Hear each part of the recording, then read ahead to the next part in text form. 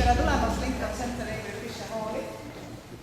Tänan teid selle aja eest, mida te olete meiega veetnud. Täna meie esindame Eestit, esindame Eesti kultuuri, aga ka diplomaatiat.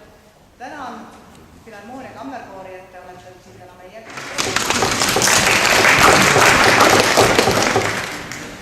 Ja ma tänan maestrot selle eest, et me saame väga hästi aru, et me elame kordamatul ajal, et me saame olla teile. See on teiega viimane kontsert siin Ameerika tuuril ja ma loodan, et te saate aru, väga ma teid hindame ja kuidas te teid armastan.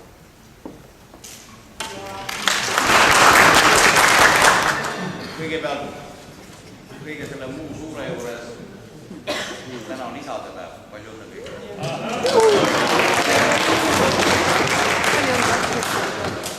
Siis meil on kaks toredat tavajõudu, lisaks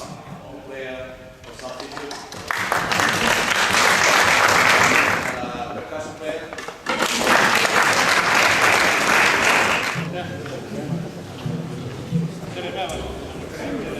Tere!